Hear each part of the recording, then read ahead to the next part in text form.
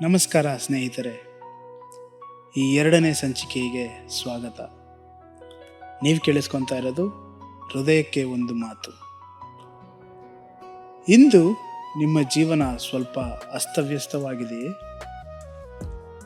ಏನೂ ಸರಿಯಾಗಿಲ್ಲ ಅನಿಸುತ್ತಾ ಇದೆಯಾ?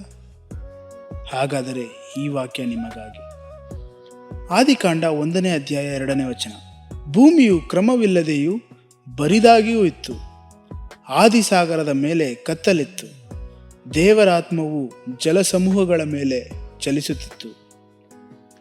ಪ್ರಿಯ ದೇವಜನರೇ, ಈ ವಾಕ್ಯ ನಮಗೆ ಒಂದು ಆಳವಾದ ಸತ್ಯವನ್ನು ಹೇಳುವಂಥ ಒಂದು ವಾಕ್ಯವಾಗಿದೆ. ಆದಿಯಲ್ಲಿ ದೇವರು ಆಕಾಶವನ್ನು ಭೂಮಿಯನ್ನು ಸೃಷ್ಟಿ ಮಾಡಿದ ಮೇಲೆ ಭೂಮಿ ಕ್ರಮವಿಲ್ಲದೆ ಇದ್ದಿದ್ದನ್ನು ನಾವು ನೋಡುವಂತರಾಗಿದ್ದೇವೆ.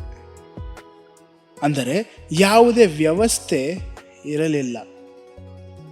ಹಾಗಾಗಿ ಭೂಮಿ ಬರಿದಾಗಿತ್ತು. ಕ್ರಮವಿಲ್ಲದೆ ಇದ್ದ ಕಾರಣ ಭೂಮಿ ಬರಿದಾಗಿತ್ತು. ಅಂದರೆ ಫಲವಿರಲಿಲ್ಲ, ಅರ್ಥವಿರಲಿಲ್ಲ.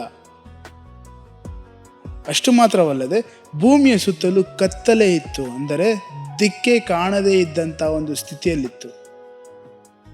ಆದರೆ ಈ ಎಲ್ಲದರ ಮಧ್ಯೆ ಒಂದು ಅತಿ ಮುಖ್ಯವಾದ ಸಂಗತಿ ಏನು ಅಂತ ನಾವು ನೋಡುವುದಾದರೆ, ದೇವರ ಆತ್ಮನು ಭೂಮಿಯ ಮೇಲೆ ಚಲಿಸುತ್ತಿದ್ದರು. ದೇವರು ಮೌನವಾಗಿರಲಿಲ್ಲ, ದೇವರು ದೂರದಲ್ಲಿರಲಿಲ್ಲ. ಅವ್ಯವಸ್ಥೆಯ ಒಂದು ಮಧ್ಯದಲ್ಲಿ ದೇವರ ಆತ್ಮನು ಚಲಿಸುತ್ತಾ ಇದ್ದುದನ್ನು ನಾವು ನೋಡುತ್ತಾ ಇದ್ದೇವೆ. ಪ್ರಿಯರೇ, ನಮ್ಮ ಜೀವನವೂ ಹಾಗೆಯೇ ಇರಬಹುದು. ಕ್ರಮವಿಲ್ಲದೆ, ಶಾಂತಿ ಇಲ್ಲದೆ, ದಾರಿ ಕಾಣದಿರದೆ.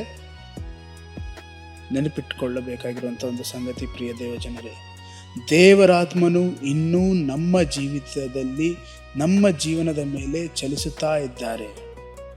ಇಂದು ದೇವರು ನಿಮಗೆ ನೀಡುತ್ತಾ ಇರುವಂಥ ವಾಗ್ದಾನ ಎಂಬುದಾಗಿ ನಾವು ನೋಡೋದಾದರೆ, ಕತ್ತಲೆ ಕೊನೆಯ ಮಾತಲ್ಲ, ಗೊಂದಲ ಅಂತಿಮ ಸ್ಥಿತಿಯಲ್ಲ.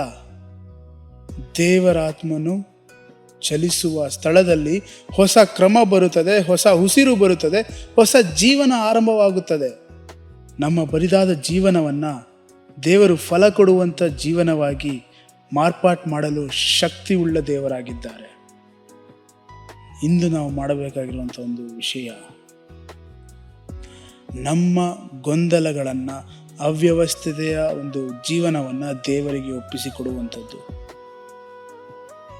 ಎಲ್ಲವೂ ಸರಿಯಾಗುವ ತನಕ ನಾವು ಕಾಯದೆ ಮೊದಲು ದೇವರಿಗೆ ಅವಕಾಶವನ್ನು ಕೊಡುವಂಥದ್ದು. ಕರ್ತನೇ, ನನ್ನ ಜೀವನದ ಮೇಲೆ ನಿನ್ನ ಆತ್ಮನು ಚಲಿಸಲಿ ಎಂಬುದಾಗಿ ನಾವು ಪ್ರಾರ್ಥಿಸೋದು. ಪ್ರಿಯ ಸ್ನೇಹಿತರೆ, ನೆನಪಿಟ್ಟುಕೊಳ್ಳಿ, ಕ್ರಮವಿಲ್ಲದ ಭೂಮಿಯ ಮೇಲೆ ದೇವರ ಆತ್ಮನು ಚಲಿಸುವಾಗ ಕ್ರಮವಿಲ್ಲದ ನಿಮ್ಮ ಜೀವನ, ನನ್ನ ಜೀವನ, ಅದರ ಮೇಲೂ ಸಹ ಖಂಡಿತ ಚಲಿಸುವಂಥವರಾಗಿರುತ್ತಾರೆ. ನಾಳೆ ಭೇಟಿಯಾಗೋಣ. ದೇವರ ಶಾಂತಿಯು, ದೇವರ ಸಮಾಧಾನವು ನಿಮ್ಮೊಂದಿಗೆ ಇರಲಿ. ಆಮೇನ್.